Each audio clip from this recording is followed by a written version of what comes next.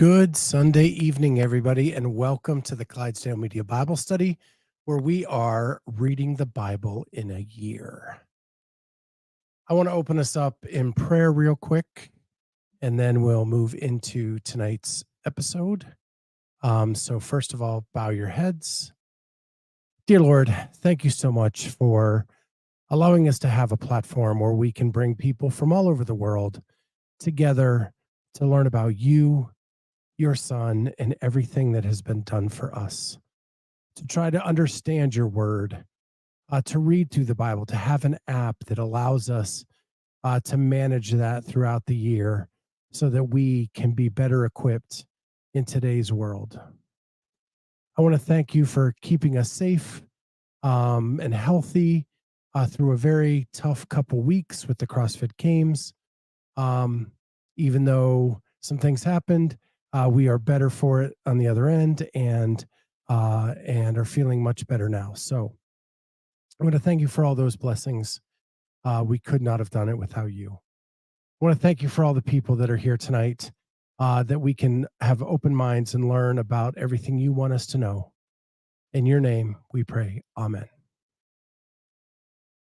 So before we get into details about the reading and everything, a couple things I wanted to talk about. First is, Kenneth, I do not know what an affogato is. I have seen it referenced a couple times the last couple weeks. I am super curious as to what that is, and I would love to learn. So, would love to know what an affogato is, if you would be so kind to share. The other thing I wanted to talk about is our trip to the CrossFit Games. We took a couple weeks off from the Bible study. That was not the intention. Things got really busy right before we left. I had to postpone because there was just no way to get everything in and ready to travel the next day. And the stress levels were at an all-time high. And I just said, you know what, going to call it tonight. We'll catch up when we get back. An espresso over a cup of ice cream. That's just dirty. So dirty. Sounds great though. A little late in the evening though, buddy. I don't know if, man. Anyway, so we went to the CrossFit Games, had an amazing week. I will tell you that this Bible study helped me tremendously. Not everything through the week was ideal, but looking at the blessings I had with me from a team perspective, from friend perspective, family perspective, and being able to look at those blessings and thank God for those blessings really helped me enjoy the CrossFit Games more this year than I've ever enjoyed them in the past. And it really is a different perspective, and really had a good time. Again, not everything was ideal for us. And if I wasn't embedded in this Bible study, reading what we're reading, I wouldn't have been able to do what we did during that week, looking at it in that positive light. And it's given me the opportunity to analyze things more critically and to be able to do things differently, maybe going into next year in a more positive light as opposed to a negative light. There are moments where, like in my head, I'm quick to. So one of the things I deal with a lot is when the wire snapped in my head. I don't know if that's the best way to put it. When I snap, I'm slow to anger, but when it happens, it's like I want to go scorched earth. And I actually use those terms over the weekend over one thing that happened to us. And I said to myself, like, I don't want to do this. Like, I know it. And I talked it through, like, I don't want to go scorched earth. and I was able to look at the positives and the blessings and pray to God about what was going on and move past that. And and then that day turned out to be one of the best days we had at the CrossFit Games. So just want to give you some real world stuff where this has kind of played a role. And one of the readings that has happened since we last met really spoke to this um, really spoke to something over the week, and I'm going to talk about that as we get into the readings.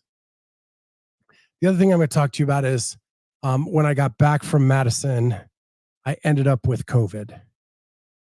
So I have been down and out uh, pretty much all week, just trying to power through a couple shows. I called off work a couple days. My wife got it. Um, we have been bouncing back, but I will tell you, because of that, I'm a little bit behind on the reading because my eyes just hurt so bad to try to read. And then I've been doubling up the last couple days.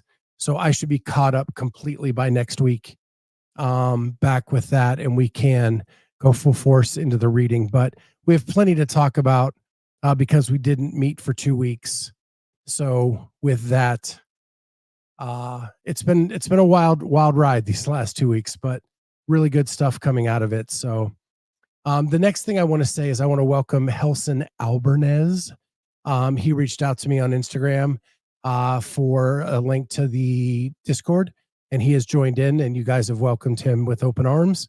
But I want to remind everybody that if you are not on our Discord channel, reach out to me on Instagram at Clydesdale Media or the Clydesdale CrossFitter.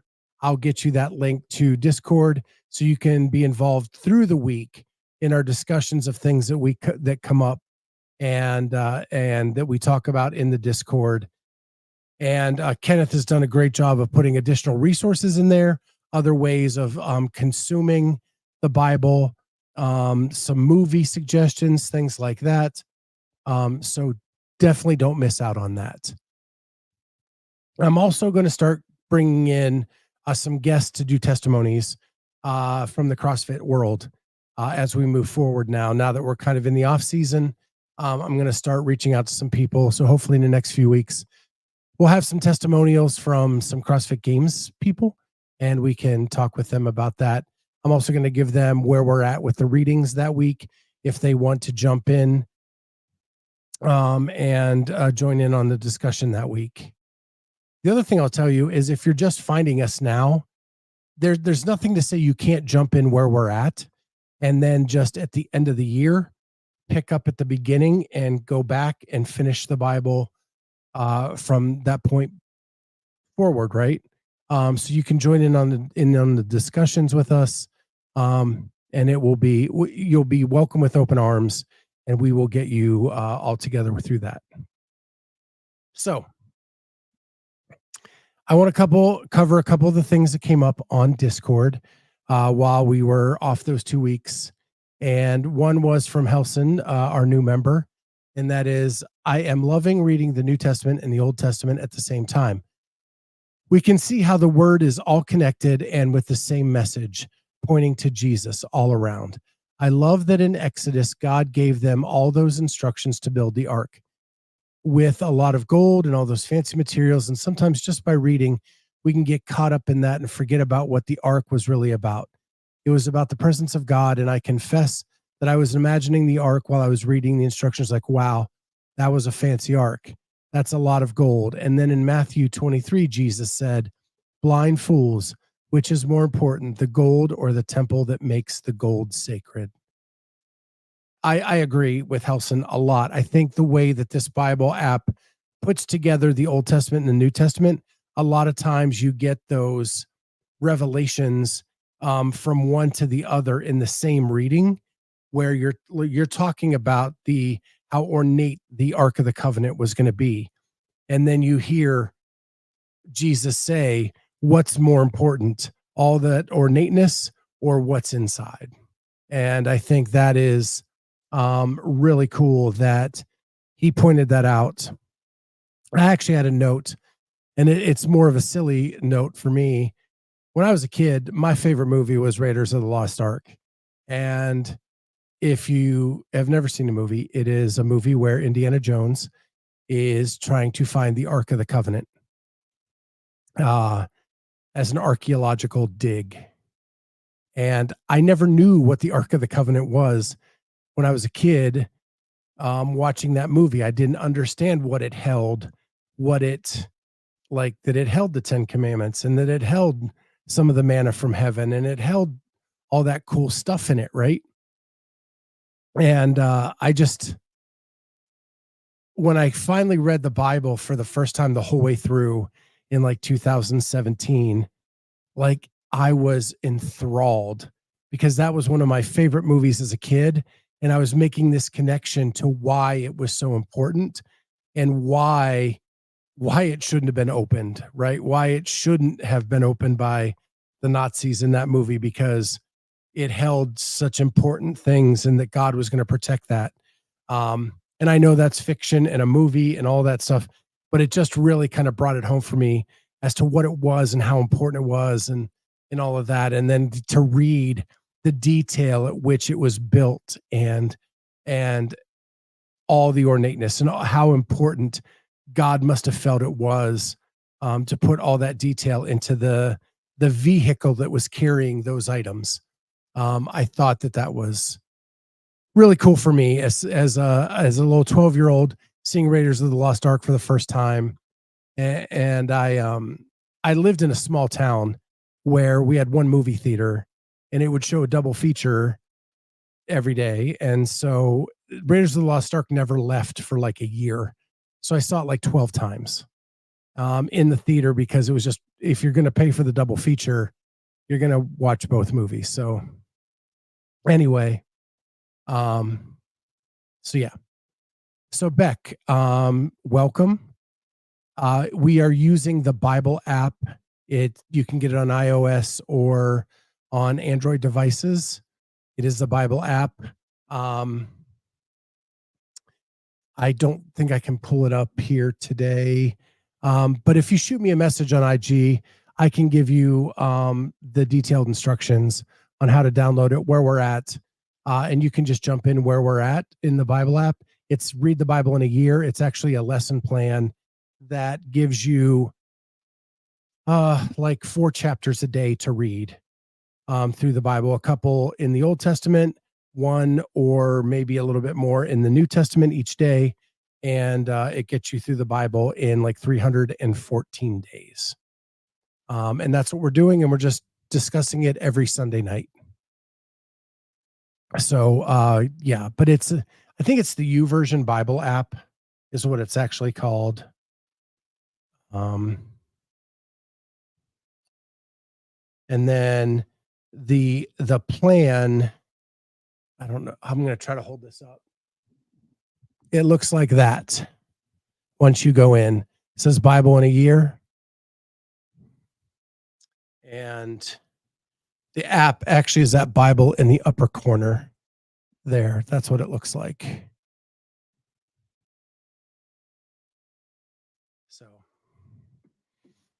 So yeah. And if you send me a message, I'll get you the link to Discord.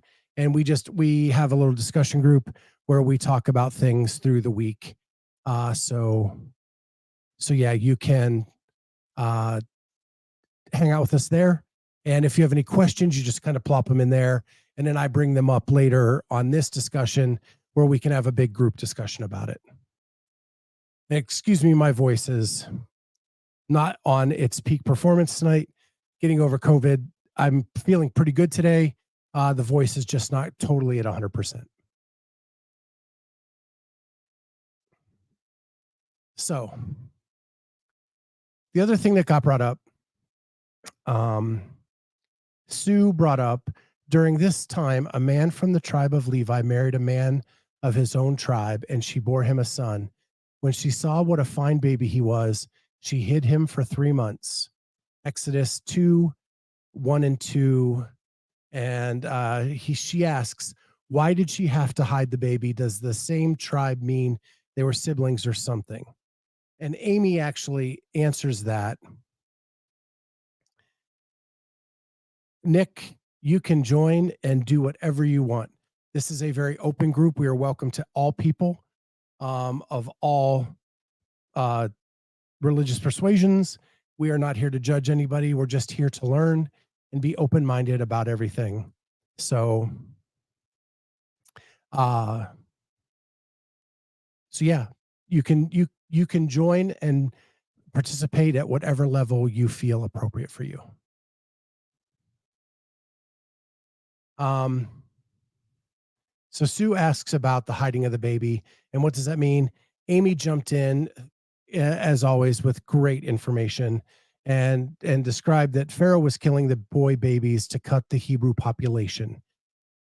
And she believes that there were 12 tribes, descendants of Jacob, 12 sons. So they were descendants of the same son.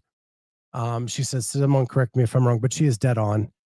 There are 12 tribes in the Jewish world, and that they are the 12 sons of Jacob.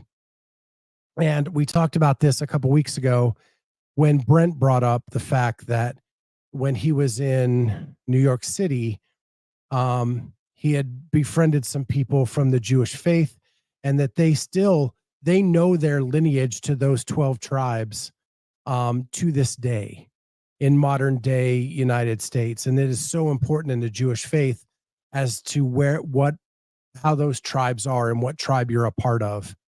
Um, but that's what it meant. They just came from the same son of Jacob at some point down the lineage. But Pharaoh was killing all the baby boys to reduce the population of the Hebrew nation so that because he felt they were becoming too powerful underneath him. So that's why she felt she had to hide the baby for 3 months, and then and that's how that went down. So Sue, that Amy answered that very correctly and gave you that answer. So I have some of my own observations from some of the readings, and you guys jump in with whatever you guys want on this. So every time I read Exodus, I think, how stubborn could the Israelites be? Like, God did so many things for them, supplied them with food, but there were rules to it, like don't keep it overnight. Yet they did it anyway. They um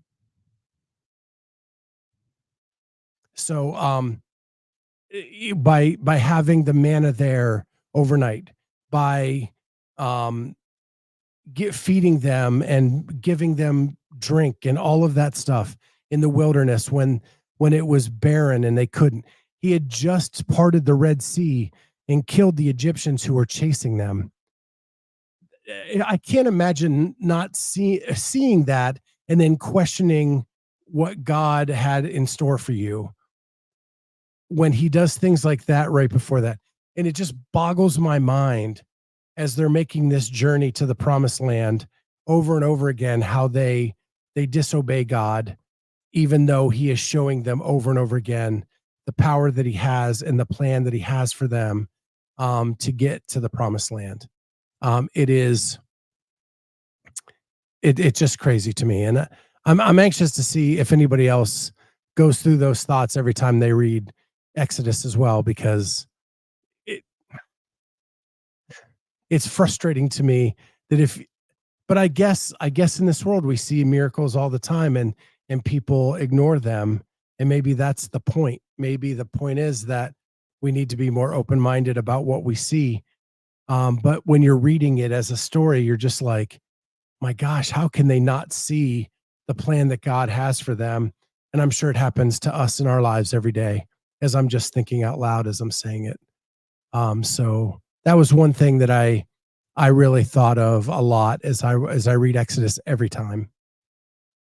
And then the other thing I want to bring up is Matthew 20, and um that's what I want to talk about, where I kind of got in a weird place this week at the CrossFit, or last week at the CrossFit Games, and it is the parable that really kind of sings home for me. And it's the parable of the workers and how some worked a full day, some worked part of a day, yet they all made the same wages. And my gosh, I find myself always comparing myself to others, and comparison is how did Jared Smith said this to me on a podcast. He said that comparison is the evil twin of um no, I'm sorry. Expectations is the evil twin of comparison. But either way, it's just crazy. I When you live on social media and you live in YouTube world and you're always comparing like views and subscribers and this and that to all of this thing, and Beck, that's perfect. The thief of joy. Comparison is the thief of joy. And I think that this parable that Jesus talks about in Matthew 20 hits home for me so much because we do that all the time. It's so easy to, especially in the CrossFit world, like compare your scores to others, compare your times to others, and in the YouTube world, comparing my views and my downloads and my click rate and all that stuff to other people. And what does that mean? Am I doing a good job? Am I doing a bad job? When really I just need to focus on me. Just do what I love, what I believe in, and talk to the people that I want to talk to. And it's all going to work out in the end.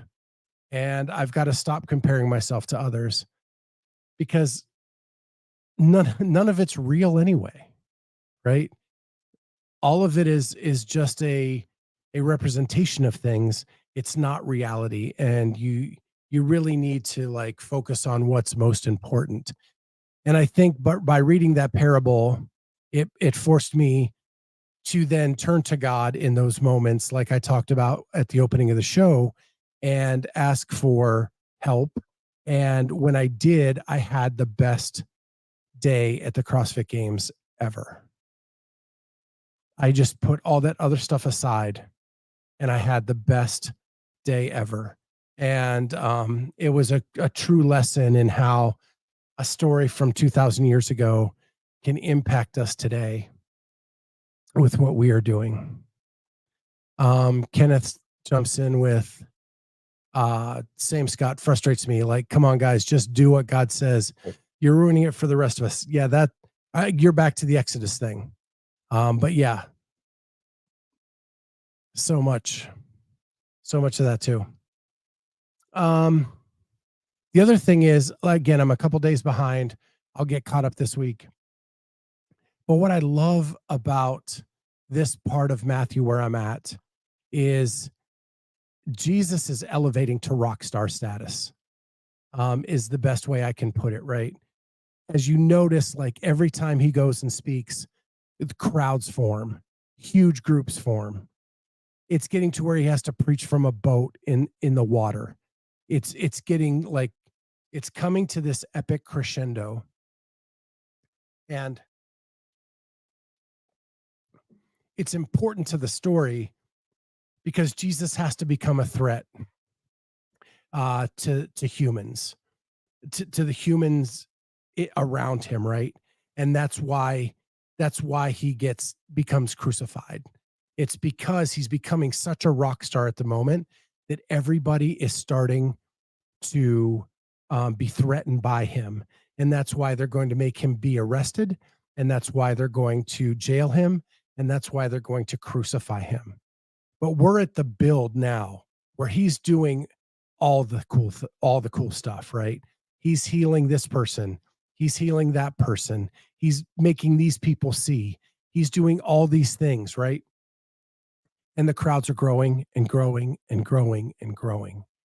And um and it's such an it just gets me so ramped up reading those parts because he knows what's coming and yet he's still doing it. Like he's taking all the steps he needs to become the threat, to become the person that everybody's afraid of, because he's about to do something for all of us.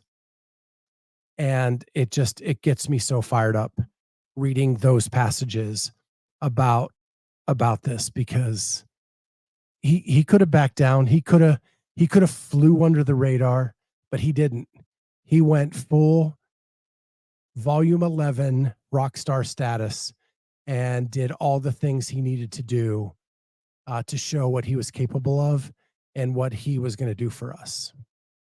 And that is such a great love and such a great thing that when I read it, I just get completely amped up. So that's all the notes I have for this week from Discord and from my observations. I will open it up to the comments or the call in line if anybody has anything else to share from what they've read that they want to talk about tonight. Um, but I'm so stoked that you guys are all here, and I can't wait to keep this a consistent every Sunday night thing now moving forward. So now that the CrossFit Games are over, things should be settled for quite some time now. And I have learned my lesson that maybe doing a Bible study during the CrossFit Games is not the wisest idea.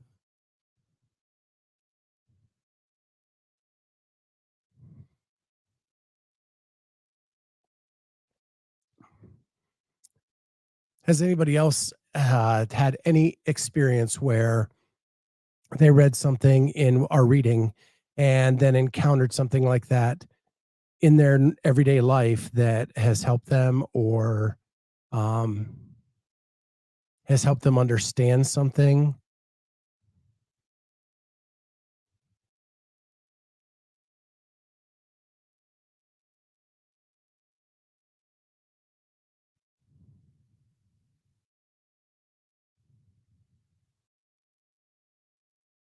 So while you're doing that, um, are am I and my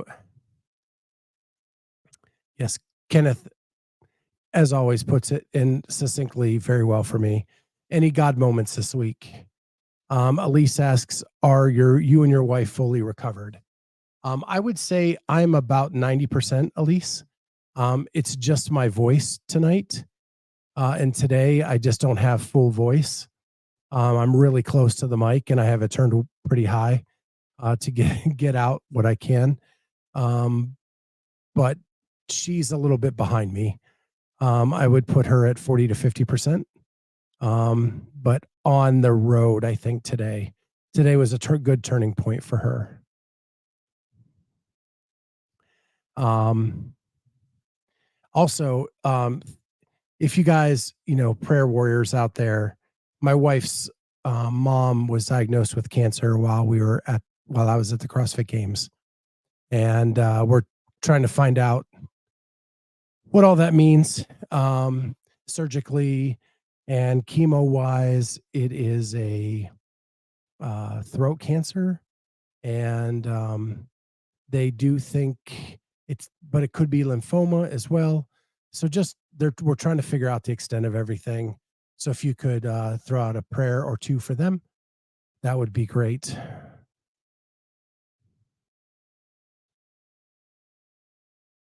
Holly, you can, like I said before, invest as little or as much as you want. It's all good here. We no judgment. We just are reading through the Bible, um, and we want everybody here who wants to be here in whatever capacity they want to be here. So thank you for sharing and thank you for being here. And Lex says, I'm sorry to hear Scott sending some healing vibes and prayers. And we appreciate that very much, Lex. Um,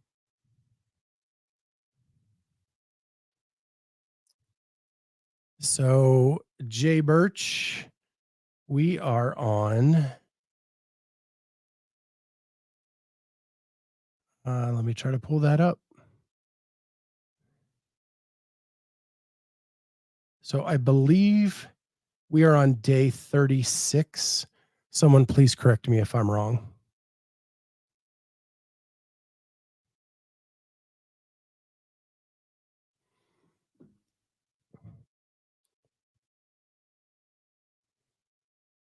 Do I have that right? Elise and Kenneth. I know they've been my helpers from the beginning. So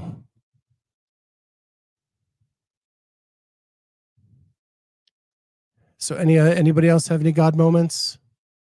If not, we can call it tonight. And again, I'm going to try to get some people on to talk about their testimonies over the next few weeks. So super excited about that. And Elise did confirm today is day 36. So awesome. Thank you, Elise, for that. Well, with that, I will close us in prayer, and then we will rejoin next week. Same time, same channel. With that, everybody bow your heads. Dear Lord, thank you so much for allowing us this open vehicle to let anybody come in and experience your word in whatever capacity they wish, whether they want to do it from a distance, whether they want to get intimately involved. We are open to everyone here without judgment, without reservation. We want everybody to come and just be a part of what we're talking about. Thank you for guiding us and teaching us in your way through this vehicle. In your name we pray. Amen. And with that, guys, I appreciate you all so much. It's awesome to see you all in the chat. Again, we'll be back next Sunday night, 7:00, same time, same channel, doing the same thing. If you see anything in your readings this week, go ahead, drop that in the Discord. Jay Birch, if you need the Discord, the link is earlier in the chat. If that doesn't work, send me something on Instagram at either Clydesdale Media or Clydesdale CrossFitter, and we will get you the link to Discord. And then what I do is I take those notes that you guys send me through the week through Discord, and that's what we discuss in the following week's episode, or things that observations I make or people tell me about, and we talk about that. So with that, every week we have the open call-in number 2. If there's something you want to talk about, you can always call in. But with this, we will close out tonight. I will rest my voice. Next week, I'll be in much fuller force, and we will see you all next time on the Clydesdale Media Bible Study. Thank you, guys. God bless.